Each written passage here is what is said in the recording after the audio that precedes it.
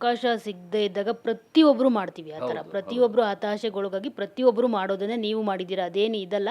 ಈಗ ನಿಮಗೆ ಅದನ್ನು ನೆನಪಿಸ್ಕೊಂಡ್ರೆ ಫನ್ನಿ ಅಂತ ಅನ್ನಿಸ್ಬೋದು. ಮತ್ತು ಅಣ್ಣವರು ವಿಷ್ಣುದಾದ ಅವ್ರ ಹತ್ರ ನಿಮಗೆ ಆಶೀರ್ವಾದ ಸಿಕ್ಕಿದೆ ಅಂತ ಅಂದರೆ ಬೇರೆ ಯಾರು ಆಡ್ಕೊಂಡ್ರು ನೀವು ಅದ್ರ ಕಡೆ ಗಮನನೂ ಕೊಡಬಾರ್ದು. ಇವತ್ತು ನಿಮ್ಮನ್ನು ಆಡ್ಕೊಂಡಿರೋರು ಜಂಪಿಂಗ್ ಸ್ಟಾರ್ ಅಂತ ಅಂದಿರೋರು ಎಲ್ಲೋಗಿದ್ದಾರೋ ಅವ್ರ ಫೀಲ್ಡಲ್ಲೇ ಇರೋದಿಲ್ಲ. ಸೊ ನೀವು ಎಷ್ಟೋ ಜನಕ್ಕೆ ಇವತ್ತು ಅನ್ನದಾತರಾಗಿದ್ದೀರಾ.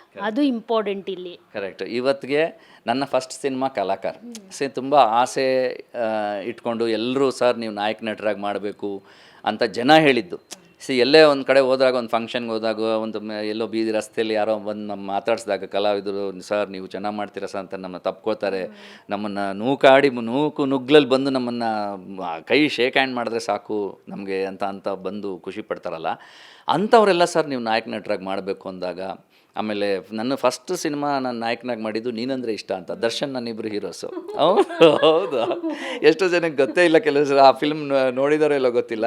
ದರ್ಶನ್ ಅವರು ನಾನಿಬ್ಬರು ಜೊತೆಯಲ್ಲಿ ಹೀರೋಸ್ ಆಗಿ ಬಂದಿದ್ದು. ಅಂದರೆ ಆವಾಗ ಅವರು ಆಲ್ರೆಡಿ ಮೆಜೆಸ್ಟಿಕ್ಕು ಇನ್ನೊಂದೆರಡು ಸಿನಿಮಾ ಆಗಿತ್ತು. ಒಂದು ಕಡೆ ನಿನ್ನಗೋಸ್ಕರ ಒಂದು ನಡೀತಾಯಿತ್ತು, ಒಂದು ಕಡೆ ನೀನಂದರೆ ಇಷ್ಟ ಒಂದು ನಡೀತಾಯಿತ್ತು. ಸೊ ನೀನಂದರೆ ಇಷ್ಟಲ್ಲಿ ನಾವಿಬ್ಬರು ಹೀರೋಸು. ಸೊ ಆ ಟೈಮಲ್ಲಿ ನಾನು ಕೆಲವ್ರಿಗೆ ಹೇಳೋದು, ಈಗ ನಾವು ಒಂದು ಬಸ್ ಸ್ಟ್ಯಾಂಡಲ್ಲಿ ಕಾಯ್ತಾ ಇರ್ತೀವಿ, ಯಾರ್ದೋ ಒಂದಷ್ಟು ನಾವು ಒಂದು 100 ಜನ ಇರ್ತೀವಿ, 50 ಜನರದ್ದು ಫಸ್ಟು ಬಸ್ ಬಂದುಬಿಡುತ್ತೆ, ಹೊಟ್ಟೋಗ್ತಾರೆ. ಇನ್ಯಾರ್ದೋ ಒಬ್ರದ್ದು ಫಸ್ಟ್ ಒಂದು ಅವ್ರಿಗೆ ಡೈರೆಕ್ಟ್ ಕ್ಯಾಬ್ ಬಂದುಬಿಡುತ್ತೆ. ನಾನು ಲಾಸ್ಟಲ್ಲಿ ಕಾಯ್ತಾ ಇದ್ದೀವಪ್ಪ, ಏನೋ ನಮಗೆ ಗೊತ್ತಿಲ್ಲ, ಸಡನ್ನಾಗಿ ಹೆಲಿಕಾಪ್ಟರ್ ಬಂದು ಎತ್ಕೊಂಡು ಹೋದ ಮೇಲೆ ಅಲ್ಲಿ ಕ್ಲೀನಾಗಿ ಬಿಟ್ಬಿಡುತ್ತೆ. So we have to just wait for our chance. ನನಗೆ ಯಾರೋ ಒಂದು ಗುರುತಿಸಿ ನನಗೆ ಇದು ಮಾಡಬೇಕು. ಈಗ ಎಷ್ಟೋ ಸಲ ಈಗ ತುಂಬ ಅದ್ಭುತವಾದಂಥ ಕಲಾವಿದರು ಪಾಪ ಯಾರೂ ಅವ್ರನ್ನ ಗುರುತಿಸೇ ಇರಲ್ಲ. ಅಂಥದ್ರಲ್ಲಿ ನಮಗೆ ಇಷ್ಟೆಲ್ಲ ಸಿಕ್ಕಿದೆ ದೇವರು. ಒಂದು ಒಳ್ಳೆ ನೀವು ನಂಬ್ತಿರ್ಬಿಡ್ತೀರಿ, ಎಲ್ಲ ಗಲಾಟೆಗಳೆಲ್ಲ ಆದಮೇಲೆ ನಾನು ಮದುವೆ ಆಗಿ ಮಕ್ಕಳಾಗಿ ನಾವು ಇವಾಗ ಸೆಟ್ಲಾಗಿರೋದು. ಅದಕ್ಕೆ ಮುಂಚೆ ಇಲ್ಲ ನಾನೇನೋ ಸಾಧನೆ ಮಾಡ್ತೀನಿ, ನಾನು ಒಂದು ನಿರ್ದೇಶಕನಾಗಬೇಕು, ನಾನು ದೊಡ್ಡ ಹೀರೋ ಆಗಬೇಕು ಅಂತೆಲ್ಲ ಅಂದ್ಕೊಳ್ತೀವಿ. ಆ್ಯಂಡ್ ಅದ್ರಲ್ಲಿ ತಪ್ಪೇ ಇಲ್ಲ. ನಾವು ಏನು ಡ್ರೀಮ್, ಹೌದು ನಾವು ಏನು ಅಲ್ವಾ ಅಲ್ವಾ ಹೌದು.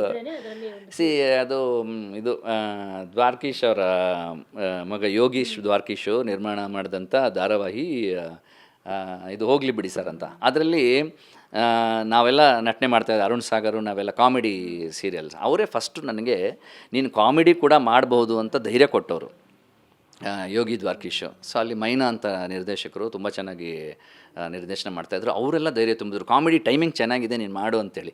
ಅದಕ್ಕೆ ಬಿಫೋರ್ ದಂಡಪಿಂಡಗಳು ಫಣಿ ರಾಮಚಂದ್ರ ಅವರು ಹೇಳಿದ್ದು ಇಲ್ಲ ಚೆನ್ನಾಗಿ ಮಾಡ್ತೀಯ ಅಂತ. ಸೊ ಅಲ್ಲಿಂದ ನೆಕ್ಸ್ಟು ಇವೆಲ್ಲ